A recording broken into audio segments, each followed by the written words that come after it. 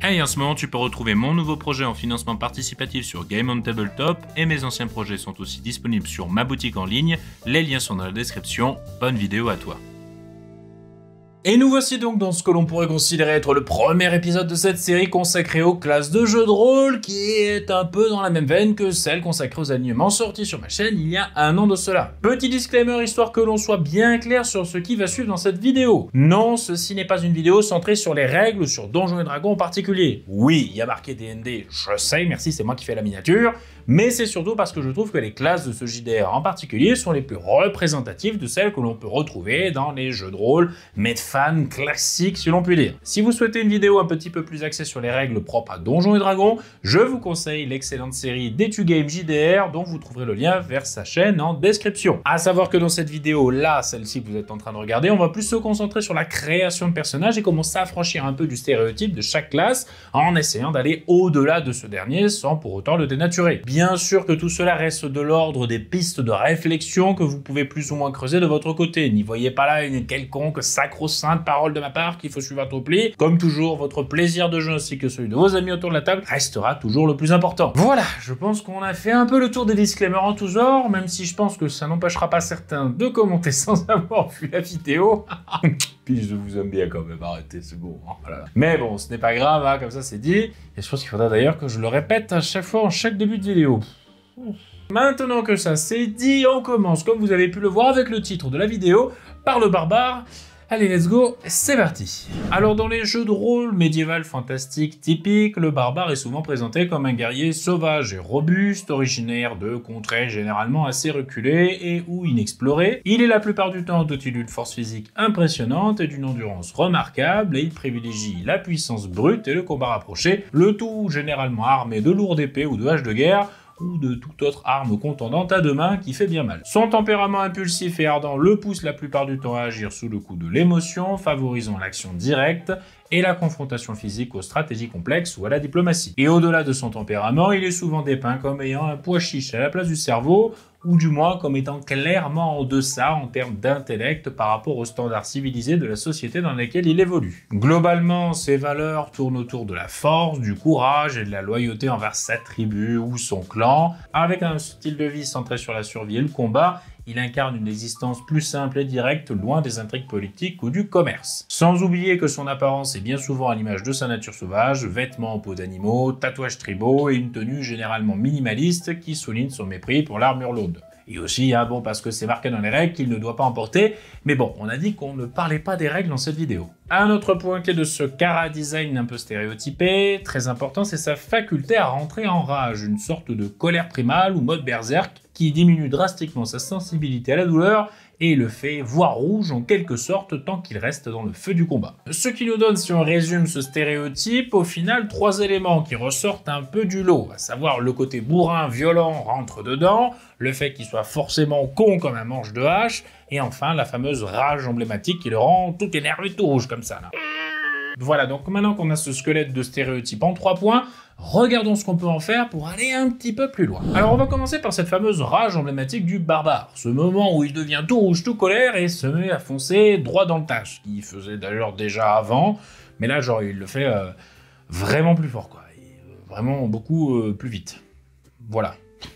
Bon alors le souci principal avec ce genre de règles, hein, c'est que c'est généralement posé là un peu comme ça, sans forcément aller chercher plus loin. Quant au pourquoi du comment, un gonge tout musclé peut soudainement décider de s'énerver très fort et repousser les limites comme ça à la demande de son corps déjà bien galbé. Bon, pour pallier à ce léger manque en termes de roleplay, on pourrait déjà creuser un petit peu plus sur les origines de cette fameuse rage. Plutôt que de simplement dire comme ça et de bazarder ça à tout va, qu'il rentre dans un état de colère aveugle, comme ça, voilà, pouf, parce qu'il l'a décidé, le mec...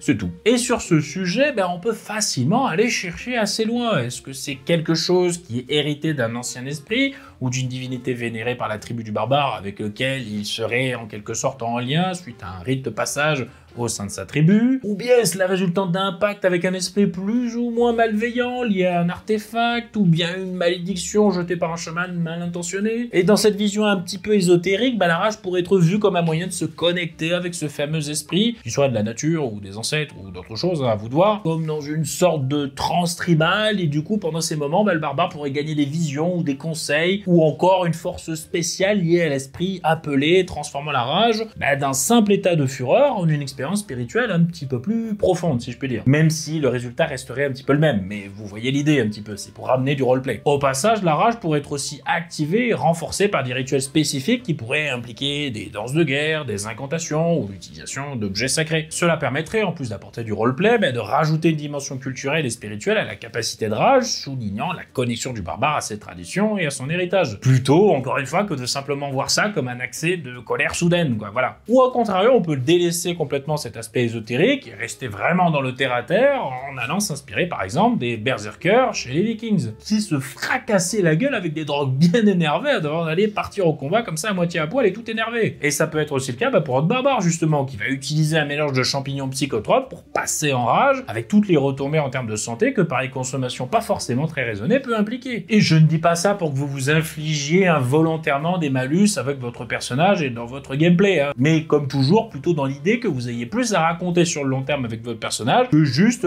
parfois il s'énerve très fort, il se crogneux. Et puisqu'on parle de retombées justement, ça pourrait être aussi un point intéressant d'explorer les conséquences de l'utilisation de cette fameuse rage, tant physiquement que sur le plan émotionnel. Peut-être que chaque utilisation le draine petit à petit de ses émotions, ou encore le laisse vulnérable à certaines visions ou souvenirs d'un passé enfoui, ou encore peut avoir aussi des répercussions sur ses facultés à la suite du combat, ou sur le long terme, ou avec sa relation avec les autres. En bref, tout plein de conséquences qui peuvent mener à des développements intéressants dans l'histoire et dans sa relation avec les autres personnages du groupe. Ce qui fait qu'il devra apprendre à canaliser sa rage tout le long de son périple pour ne pas qu'elle le consume de l'intérieur ou mette en péril ses amis. Et enfin, du côté du maître du jeu, n'hésitez pas à faire en sorte que le passage en rage d'un barbare lors d'un combat soit quand même un événement assez marquant. Enfin, je veux dire, imaginez-vous juste que vous êtes un brigand de jeu de rôle en train de combattre une troupe d'aventuriers, et d'un coup, vous voyez comme ça au milieu Jason Momoa hurler comme un fou, et vous foncez dessus avec les yeux injectés de sang. Moi, je sais pas vous, mais moi, je me chie dessus. Voilà.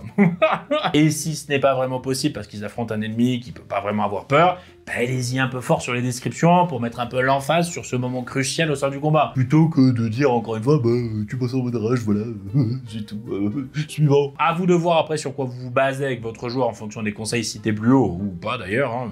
Vous n'êtes pas obligé de suivre mes conseils, hein, faites ce que vous voulez, pour rendre cet instant pour plus marquant au sein du combat, et au fil du temps, bien évidemment, pour tisser un peu du roleplay autour, et pas que ce soit un simple accès de rage, comme je le disais. Bon, on va ensuite parler de son côté idiot, qui est bien souvent à la limite du parodique ou du comic relief, comme on le dit en narration. Alors avant de poursuivre, je vous conseille d'aller regarder cette vidéo que j'ai déjà faite sur comment jouer un personnage idiot. Bon, on va essayer quand même de pas faire trop de redites dans celle-ci de vidéo, en allant chercher d'autres éléments sur lesquels travailler spécifiquement. Mais je vous conseille quand même de la regarder, elle est un peu complémentaire à ce fameux conseil. Bon, déjà, plutôt que de simplement faire un idiot pur et simple, on peut partir dans l'idée qu'il n'est pas juste stupide, hein, comme ça, mais tout simplement non civilisé. Je veux dire par là que le personnage pourra faire des choses ou avoir un comportement qui serait perçu comme digne d'un imbécile dans une société classique. Mais ça ne veut pas dire que fondamentalement, il est vraiment bête, c'est juste qu'il n'a pas le même cheminement de pensée et l'éducation qui va avec. Bon, ça c'est déjà un point que j'évoquais un peu dans la fameuse vidéo sur les personnages idiots,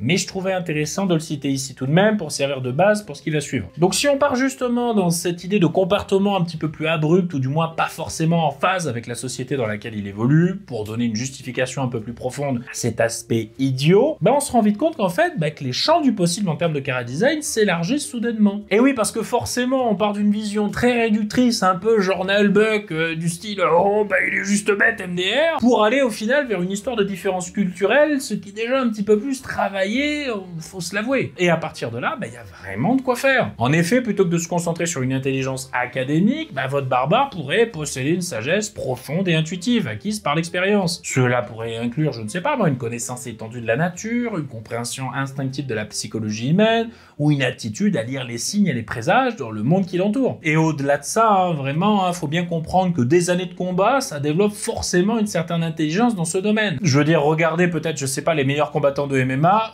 ils sont intelligents dans le domaine du MMA et ils mettent l'amende à peu près tout le monde. Et peut-être votre barbare, il aura appris à utiliser l'environnement à son avantage ou anticiper les mouvements de ses ennemis juste justement grâce à ces fameuses années d'expérience. Et enfin, bon bah même si ok, ce n'est peut-être pas le plus érudit du groupe, bah vous pouvez très bien aussi lui donner une intelligence émotionnelle et sociale plus élevée que la moyenne, où il va être capable de comprendre autrui mieux que quiconque. Et sur ce point, bah, j'en reviens toujours au personnage de Karlach dans Baldur's Gate 3, qui est une barbare ok, pas forcément méga instruite ok, mais qui est dotée d'un tempérament profondément altruiste pour ceux qu'elle aime, et d'une positivité à toute épreuve qui fait que ce personnage est tout bonnement incroyable malgré la sobriété de son chara-design. Et dans ce style, on pourra aussi citer Grog dans Legend of Vox Machina, qui fait preuve d'attention délicate pour sa meilleure amie Pike Treatfoot, en faisant attention de ne pas faire n'importe quoi qui pourrait lui faire de la peine. En gros, ne vous dites pas que simple dans la pensée rime obligatoirement avec bête comme ses pieds. Et c'est d'ailleurs ce qui, à titre personnel, me plaît énormément avec le personnage de Karlach. Le fait qu'elle ne soit pas compliquée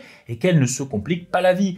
Quelqu'un est triste dans le groupe, bah on va lui montrer qu'on est là pour plus qu'il soit triste. Quelqu'un plus fort que moi dans le groupe, bah cool, comme ça on pourra triompher de nos ennemis et je pourrai le défendre. Quelqu'un veut faire du mal à mes amis, je l'oblitère sans poser de questions, point à la ligne. Voilà, en fait, juste, il n'y a pas d'histoire d'ego, de surréflexion compliquée, de pensée en cascade, de débat complexe sur la nature des choses, tout ça. Non. Hein, elle est contente quand il faut être contente, et elle est triste quand il faut être triste, et elle est en colère quand il faut être en colère. Voilà, nature peinture comme on dit dans le jargon, c'est tout. Est-ce que c'est bon pour vous? Et encore une fois, est-ce que ça veut dire que ce personnage se résume uniquement à celui qui est le plus con de l'équipe? Bah pas du tout, bien loin de là d'ailleurs, fort heureusement. Donc voilà, en bref, hein, développer une philosophie de vie unique pour votre barbare qui guide ses actions et ses décisions et qui sera plus à même de refléter une certaine profondeur de pensée et de caractère. Ça sera toujours mieux que de juste dire il est con, voilà, MDR. On va parler maintenant du point stéréotypé qui permet à bon nombre de joueurs de laisser aller un petit peu leur gros bellisme avec leur barbare, à savoir son côté bourrin, brutal, violent, rentre dedans sans réfléchir. Alors attention, on se calme. Je ne suis pas en train de dire que jouer un personnage qui est très prompt à résoudre les problèmes par la violence, ça n'est pas bien ou que c'est l'apanage d'un mauvais roleplay en jeu de rôle. Non. Je pointe juste du doigt le fait que de simplement dire que son personnage a le sang chaud pour justifier des meurtres de PNJ en masse dès que ces derniers éternuent de travers, bah c'est un peu faible. Voilà, je dis juste ça comme ça. Sur cet aspect d'ailleurs de bourrinage, va falloir quand même faire attention et mettre un petit peu d'eau dans son vin en tant que joueur. Histoire comme ça de pas saboter le roleplay des autres personnes autour de la table en venant systématiquement transformer toutes les situations dans l'aventure en de l'action pure et dure. Parce que oui, ok d'accord, hein, peut-être vous aimez le combat avec votre barbare de 200 kilos, mais il faut se rappeler que vous n'êtes pas le seul autour de la table. Et oui, je sais, on a tendance vite fait à l'oublier. Comme d'habitude, va falloir avoir une petite dose d'intelligence de jeu. Rassurez-vous tout de même, c'est pas compliqué. Intelligence de jeu, ça veut simplement dire penser au fun des autres et pas vampiriser le fun. Voilà, c'est vraiment simple, hein. Faut vraiment pas chercher très loin. Bon, au-delà de ça, on peut aussi essayer d'aller un petit peu plus loin que la simple justification du champ chaud pour son côté très porté sur le combat. On en revient par exemple aux différences culturelles avec pourquoi pas une religion pour appuyer peut-être un côté plus expéditif que la moyenne sur certains sujets. Ou encore une croyance qui place le combat au centre de sa théologie, comme par exemple avec les Vikings et le Valhalla qui n'était accessible que pour les valeureux guerriers qui mouraient sur le champ de bataille. Cela pourrait donner un code de conduite à suivre pour le barbare plutôt que de le laisser vagabonder avec ce côté erratique de sang chaud. En plus de lui apporter une dimension très spirituelle et une certaine profondeur philosophique à sa vision de la mort, et par extension, à celle de la vie. Ou alors encore une fois, on s'éloigne complètement du mysticisme et de l'ésotérisme en restant très terre à terre et on part plutôt sur l'idée d'une quête de gloire ou de renom, comme par exemple pour un gladiateur ou bien dans le cadre d'une aventure initiatique qui lui permettrait de rentrer chez lui dans sa tribu la tête haute. Au passage, je pense vraiment que le côté gladiateur, hein, ça peut apporter une saveur particulière avec cet accent comme ça sur la gloire un petit peu pour le show, vous voyez ce que je veux dire? À mon sens, hein, je pense que ça pourrait pousser à aller vers des combats dangereux tout en étant assez flexible pour permettre de s'adapter à diverses stratégies de groupe, tout en évitant le biais comme ça de vouloir tuer tous les PNJ qui passent parce que forcément bah, ça serait pas assez glorieux. Bon, c'est juste un truc qui me passait comme ça par la tête, hein. Vous faites encore une fois comme vous voulez. En bref, comme vous le voyez, on peut aisément aller au-delà de ce côté vraiment trop simpliste, bourrin, brutal, et encore une fois, bah, essayez bien évidemment de ne pas restreindre votre personnage à cette seule dimension en termes de roleplay. Développer ses relations avec d'autres personnages afin de montrer comment celles-ci influencent son approche de la violence, par exemple. L'amour, l'amitié, le respect mutuel peuvent motiver votre barbare à chercher des alternatives à la brutalité ou à l'utiliser de manière plus ciblée et réfléchie. Ou encore aussi lui donner des motivations pour canaliser sa violence vers la protection de ceux qu'il apprécie ou qu'il aime bien. Là-dessus encore, je trouve que le personnage de Grog dans Legend of Vox Machina est très touchant, notamment, comme je le disais, dans sa relation d'amitié avec Pike Trickfoot, et le fait justement un peu sortir de cet aspect monodimensionnel de simple bourrin à gros muscles. Comme vous voyez, il y a vraiment de quoi faire encore une fois sur ce point pour à nouveau aller un petit peu plus loin que les frontières bêtes du stéréotype. Et enfin, pour finir, on va brièvement parler du chara-design visuel de cette classe, car l'apparence, elle est aussi peuplée de stéréotypes en tout genre. Bon alors quand on parle de barbare, comme je le disais, on pense de suite au gars tout musclé, torse nu avec des tatouages tribaux et de la fourrure par-ci par-là. Une sorte de mélange comme ça entre du scandinave et du cimérien qui est fortement hérité de Conan le barbare, vous vous doutez bien. Mais on peut très bien aller chercher, encore une fois, dans d'autres cultures pour varier un peu cette apparence sans pour autant bafouer le principe de base de la classe. Par exemple, vous pouvez vous inspirer des cultures asiatiques avec une sorte de sumotori comme le Shugoki armé de son Tetsubo que l'on peut retrouver dans le jeu vidéo For Honor et qui a vraiment un style à nul autre pareil, en plus d'être équipé d'une arme assez méconnue dans la pop culture. Ou encore faire un combattant inspiré des Aztèques avec des habits rituels faits de plumes tout en couleur et armé de ce qu'on en appelle un macuahilt. Et oui d'ailleurs je sais pas du tout si je prononce ce mot bien, s'il y a des Aztèques qui me regardent sur cette chaîne, dites-le moi en commentaire. Combien de gens vont prendre ça premier degré? Ou bien aller chercher auprès des cultures insulaires comme la Polynésie avec les Maoris, dans les légendes africaines des grands guerriers tribaux, ou celles issues du folklore hindou avec par exemple l'histoire de Gilgamesh, ou bien faire un combattant inspiré des Mongols façon Genghis Khan. Bref, comme vous pouvez le voir, il y a vraiment de quoi faire pour aller chercher un autre chara-design visuel pour votre barbare, tout en restant un peu dans le thème si je puis dire, à savoir le côté guerrier tribal. À vous de voir pour trouver des images originales pour donner vie à votre personnage. À ce sujet, je vous conseille fortement le site Pinterest, qui est absolument génialissime pour trouver des images. Bon par contre attention, on peut vite se faire happer et y passer des heures. Voilà, je vous préviens, désolé par avance pour saboter votre productivité.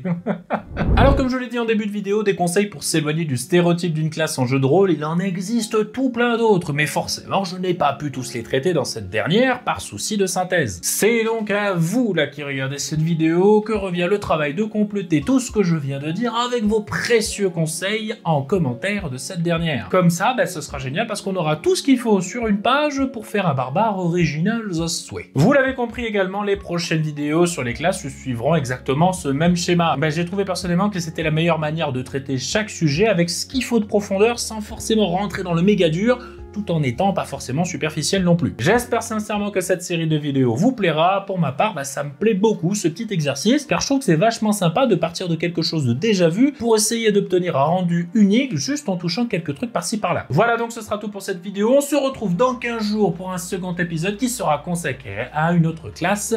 D'ici là, portez-vous bien, amusez-vous bien comme des petits fous, et la rengaine, vous la connaissez si bien, c'était le Scénariologien. À ciao, bonsoir, les studios.